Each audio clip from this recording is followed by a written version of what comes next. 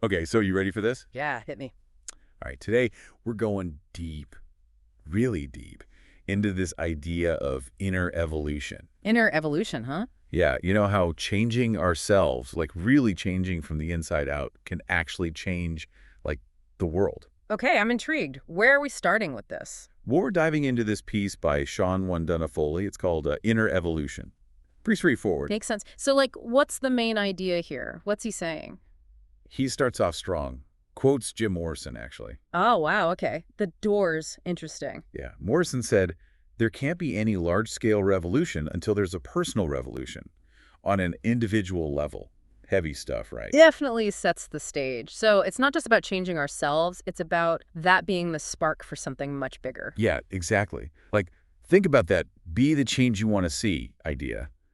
This takes it to another level. Right. He's not just saying be the change, he's saying be the catalyst for change. Catalyst, that's a great way to put it. Hmm. But how do we actually do that? Where do we even begin? Well, Wondunna-Foley talks about cultivating this, like, radical self-awareness. Radical self-awareness sounds intense. It is. It's about really looking at ourselves, the good and the bad. Not just like focusing on our strengths, but confronting our shadows, you know? Our shadows. Yeah, those parts of ourselves we don't like to acknowledge, the stuff we try to hide. Oh, right, like those not so great qualities we all have. Exactly. And he's saying that real transformation, like the kind that starks change, it comes from integrating those shadow parts, not ignoring them. Okay, so it's not just about positive thinking and affirmations. Yeah. It's about getting real with ourselves, warts and all. Exactly. It's about seeing the full picture, accepting all of it. And he makes this point. He says, the cracks are where the light gets in. That's a good one. It's like those imperfections, those cracks, they're not something to be ashamed of. They're part of what makes us whole. And he applies this to seeing the world, too. Seeing the world clearly without illusions. So no rose-colored glasses. Not exactly. He's saying, see the beauty, appreciate it, but don't shy away from the brokenness, the things that need to change. It's like having this honest, clear vision of the world, both the good and the bad. Yeah, and he argues that this clear-sightedness, it's what fuels our desire to make a difference, to be a part of positive change. Because once you see the full picture, you can't just ignore it, right? Right. You're compelled to act, to do something. Which leads us to this interesting idea he brings up. Living as a being of light. Okay, I'll be honest, that one sounds a bit out there to me. How do we actually do that? Yeah. Walk around glowing? Yeah, not exactly. It's more about recognizing that inner spark, that goodness within each of us. So tapping into our best selves, basically. You could say that. It's about aligning with our values, living authentically, and letting our actions reflect that inner light. So it's not about becoming some kind of perfect being. It's about letting our good qualities shine through. Yeah, and it's amazing how that can affect others. Wondunna-Foley uses this cool metaphor. He compares us to tuning forks. Tuning forks.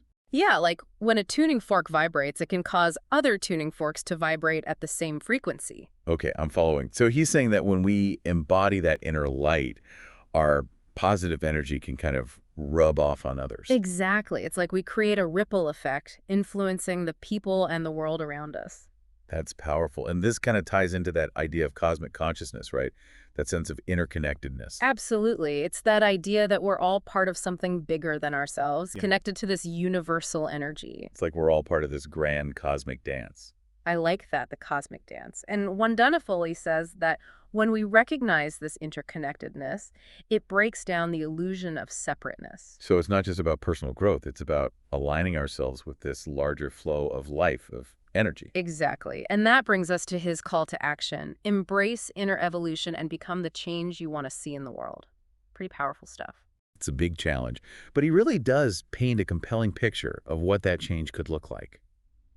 He talks about a world with peace, harmony, prosperity, compassion. It's a beautiful vision, but, he's not naive about it. He doesn't shy away from the fact that it takes work, real effort. He's not promising a quick fix, right? No, he's very clear that inner evolution is an ongoing process. It's a journey, not a destination. So it requires dedication, self-reflection, a willingness to be uncomfortable to grow. Absolutely. It's a commitment to constantly evolving, to becoming better versions of ourselves. And in doing so, we contribute to a larger transformation, a world that reflects those positive changes. Exactly.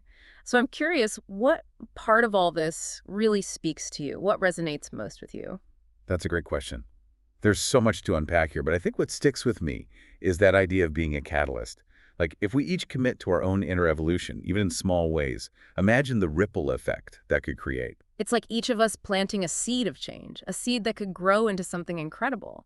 And if enough of us do that, well, who knows what kind of world we could create. That's something worth thinking about, don't you think? Definitely something to ponder. Absolutely. Thanks for taking this deep dive with us today. My pleasure. Always happy to explore these big ideas. And to all our listeners out there, keep those inner revolutions going. Who knows, you might just change the world.